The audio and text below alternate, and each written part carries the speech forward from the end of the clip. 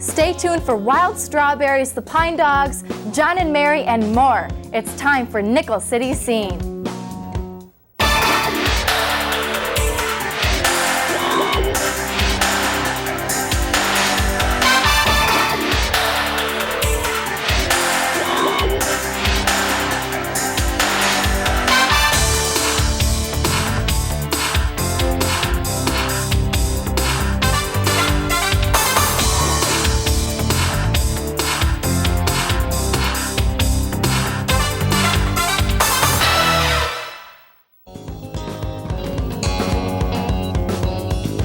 I'm Jackie Thurn. Welcome to Nickel City Scene. It's summertime in the city and local music is everywhere. Be sure and check out the free outdoor concerts coming soon to Lafayette Square. The Friendship Festival is also just around the corner and will feature great music from Western New York and Canada. Tonight you'll meet the award-winning Buffalo band, the Pine Dogs. We'll show you a video from Buffalo songwriters John and Mary. And we caught up with Canada's Wild Strawberries for an interview. The Pine Dogs started in 1987 as four friends getting together to play the music they love, classic rock from the 50s and 60s. They began writing original songs and were soon joined by vocalist Gretchen Schultz. The Pine Dogs have won several Buffalo Music Awards, including Best Original Band and Best Alternative Female Vocalist. We talk with the Pine Dogs to learn more.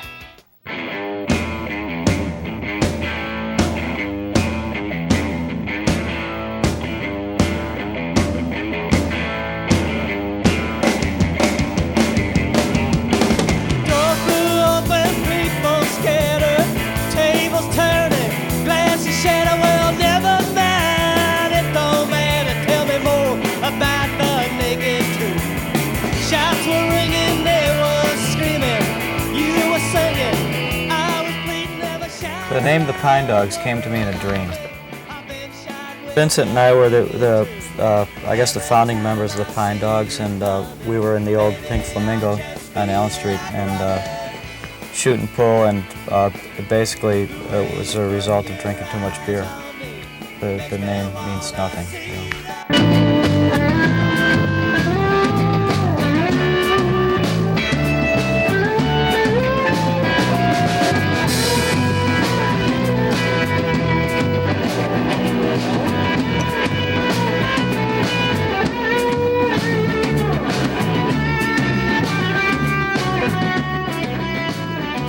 One of the things that makes the Pine Dogs unique, I think, is that we have several lead singers, and everybody's kind of, well, not several anymore, kind of like a few. Not since Don died.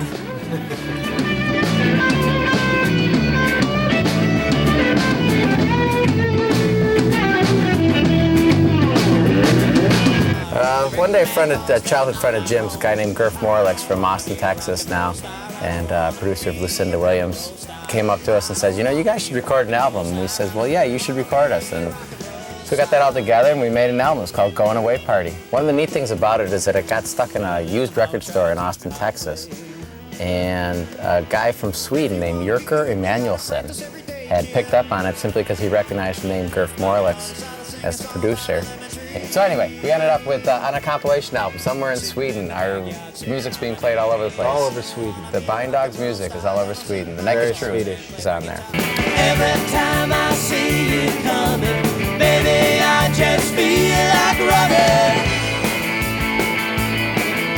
The way you put your eyes on me makes me wanna see the naked truth.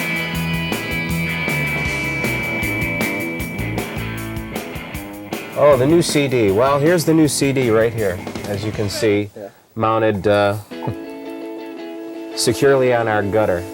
Okay, this is our song order decision-making prop, and these are the songs that are on the CD. I think this time out we decided to take it on ourselves, and we're the role of producer. And along the way, we've since that album, we're working strongly with the new sound man. His name's Bob Hobler, who's actually working with us as the producer. It's like a co-production right now. So in this process, the band's a little bit more in the decision-making process, and we're also spreading it out.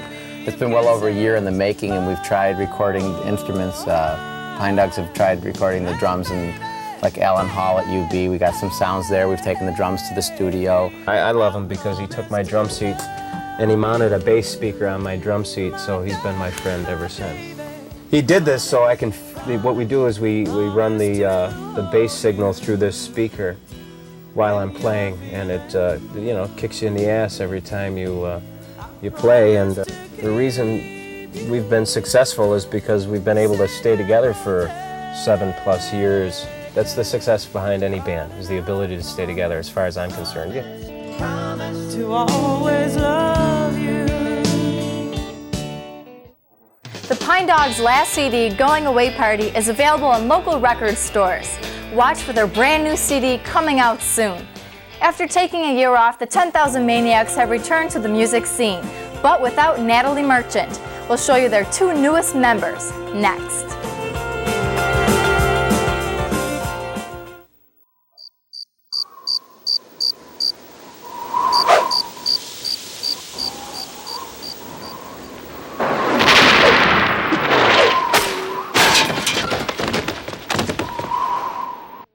Welcome back.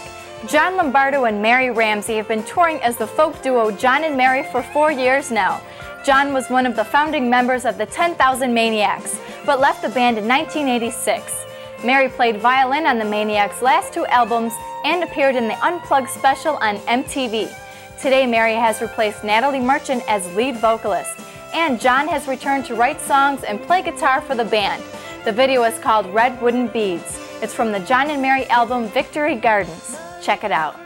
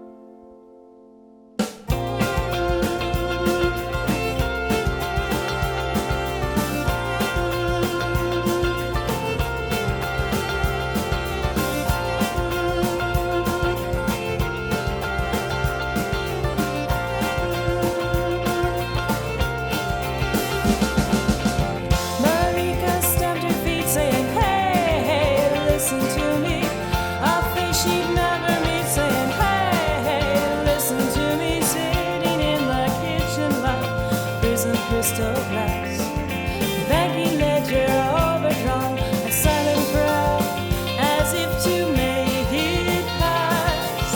Marika's days were spent thinking, hey, hey, listen to me. Her nights in argument thinking, hey, hey, listen to me. Running down the alleyway to catch the last gate, calling names of cities and a lie that she would never.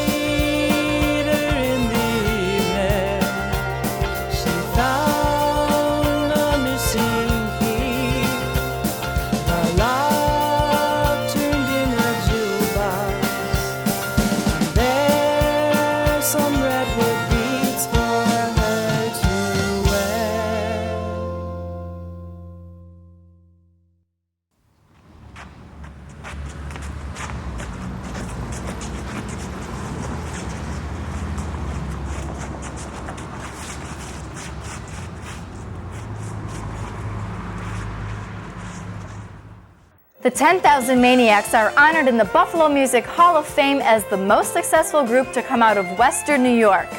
Former vocalist Natalie Merchant is pursuing a solo career and has a CD coming out soon.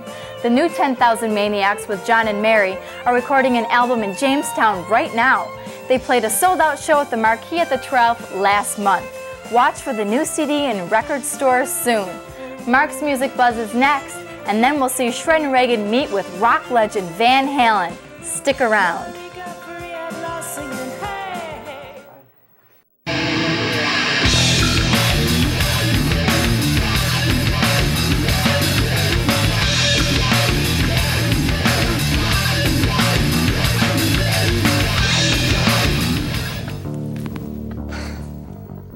Lay down your weary tune. Welcome to this week's edition of the Music News Buzz segment.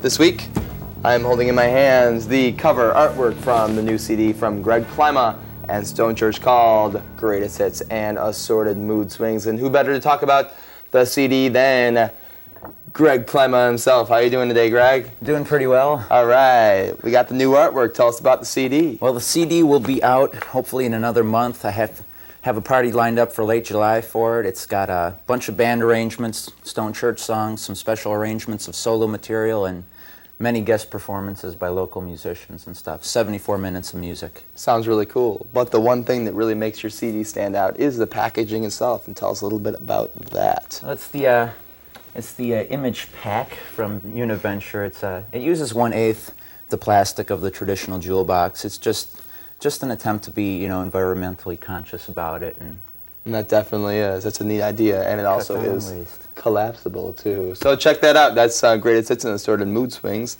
It's by Greg Klima and his band Stone Church. And Greg has a couple hellos. Yeah, I just want to say hello to my favorite redneck, Tony, and the pool champion of the Orchard Park Boys and Girls Club. How you doing, Steve? All right. So that's the news buzz for this week. And we'll talk to you next week. Yes.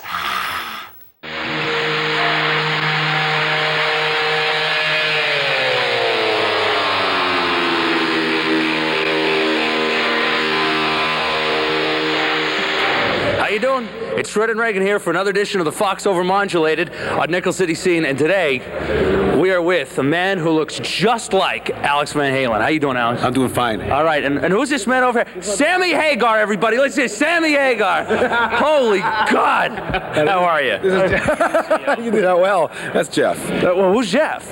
Don't tell me Jeff has replaced Michael. No. Jeff runs the screen behind the band, which is kind of an unobtrusive but yet integral part of the gig. We try to get something where we can get the audience closer to the band and yet not have people doing this left to right stuff all night long and forget that there are people in the front.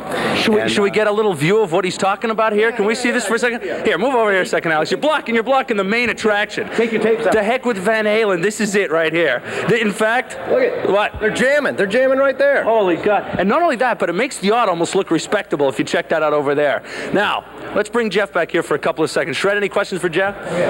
Not at all. Okay, let's go back to Alex. All right, don't tell me what love can do. How did it come about? Who wrote the lyrics? Who got jilted? Yeah, who got jilted? Actually, the whole record I think was a little bit more, I wouldn't say serious, but it was more of a reflection of what we always see on TV, of what we experience. And Don't Tell Me What Love Can Do was basically, depending on who you ask now, see, I don't write the words, okay. Sammy does, but before we get together and kind of figure out what a song is about, there's a general feeling of which direction it should go. But, in all due respect to Sam and his creative domain, he writes the actual words. So Sammy was jilted. Sammy got burned, I guess. Right. No. It's really about, you see all these, you watch CNN every hotel you're in, you see nothing but people getting injured, getting killed. There's wars. There's more wars on this planet than people are aware of. Alex put a ban on OJ questions. Yeah, well, anyway, so you click the channel and you see these evangelists talking about love will cure everything, it'll solve all the problems, just, send you $10 and you'll be saved. Well, don't tell me what love can do, show me. You gotta ask him real quick about Eddie's haircut, though, with Jim Kelly. If Jim Kelly would have lost the bet, what would have happened to him? Hold on. Well, actually, I'm serious. There's actually a real answer to that. It wasn't a bet.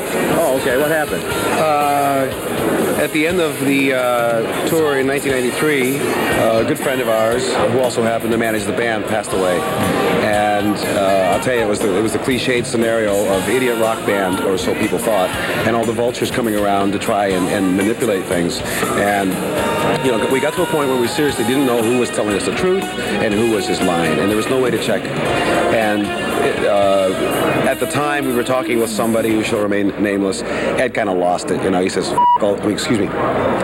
Censors are busy. That's okay. Ed said, forget all this stuff. This is crazy. And I guess that everything came to a head, and he just shaved his head. I think it was kind of symbolic, but at the same time, he just had it. He says, I don't care. The next time we make music, and we don't, this business stuff, let somebody else take Alex, the next time he does something like that, we brought something for him. This is the hair removal wax strip kit. Oh yeah? Nice and clean. Is this what those guys that do weights and stuff use on their chest? Yeah, man, he'll look good. Yeah. Try it before the show tonight. It's Alex Van Halen. Good idea. Do I get her as the model? If you can get her, sure. Another episode of the Fox Overmodulated. What's her name? Bye-bye. Shred and Ragan will be back again next week. Coming up, Canada's Wild Strawberries came to town, and we caught up with them for an interview. Next. Nickel City Scene is brought to you by Pepsi, by Zappers, World of Electronic Games, by Recreational Warehouse, and by FWS.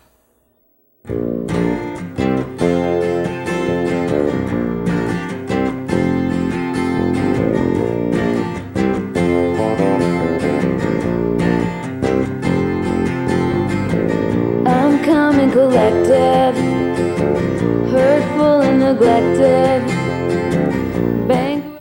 Ken Harrison and Roberta Carter are the husband and wife team of Wild Strawberries. They both gave up promising medical careers when they decided their true love was music.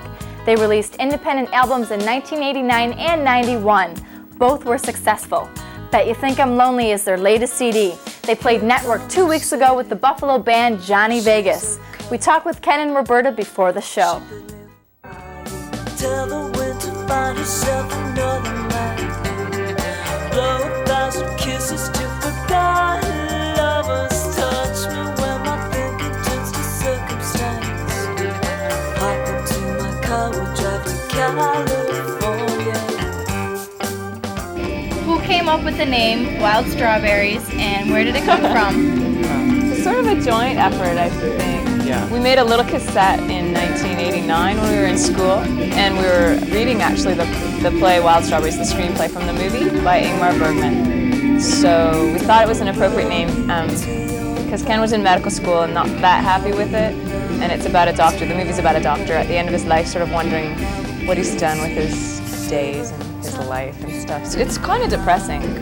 Good old Ingmar, but it's kind of boring, actually. Well, on happier notes, how did you two meet? I guess it was through family and stuff, church, and I was just a little kid when I decided I'd marry him. We grew up together. Yeah, I played Barbies with his sister and stuff, and he would always hide, I think, or he was never around when I went over, because I was like 8, 9 years old, 10, 11. I started to think I'd fall in love with him and marry him, and he was never around, so eventually I had to drop the sister and go after him.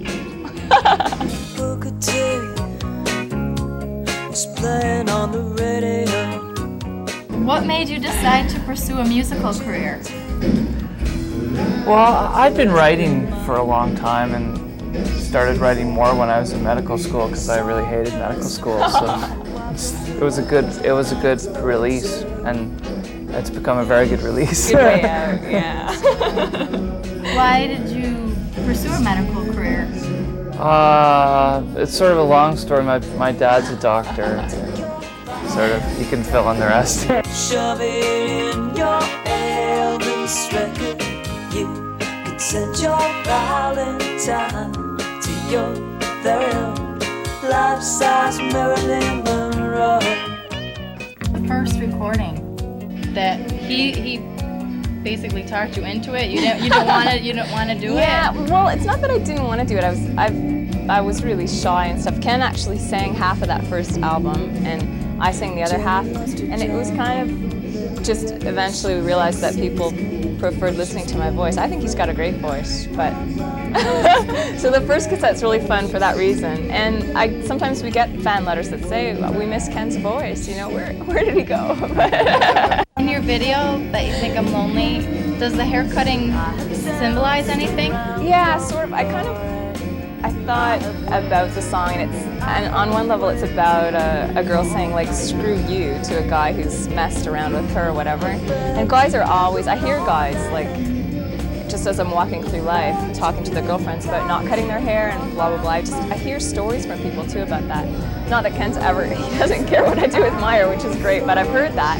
So I thought that's one way to show this guy, you know, like I'll just cut my locks off because I don't care anymore. What's your new CD called, and when will it be out? We've got 2 titles right now we're sort of playing between. I really wanted to call it The One You Think You Want, which is a lyric from one of the songs. We're not sure about that. Heroine, we'd love to call it Heroine because we have a song on the album called Heroine, which is with an E, about a heroine. It'll be August, and it's looking like it'll be available in the States, not on import, like it'll actually get an American release. How does the new CD differ from Bet You Think I'm Lonely? I like Bet You Think I'm Lonely, but it's kind of flat. You know, you can put it on, and it never really varies from that flat. Whereas this one's more, it goes places, just a little. Look for Wild Strawberry's new CD to be out soon. Also watch for them at the Friendship Festival on July 1st with the 10,000 Maniacs and Universal Honey, just to name a few. That's all the time we have for this week. On our next show, you'll meet the industry of Life Divine. We'll also take you behind the scenes to see how your band can be heard on local radio. Write to us. Tell us what you think. The address is Nickel City Scene, care of the Media Center, 2001 Main Street, Buffalo, New York, 14208. We'll leave you with the Wild Strawberries. The song is Bet You Think I'm Lonely, and it's the title track from their CD. Thanks for watching. Keep supporting local music, and I'll see you next week.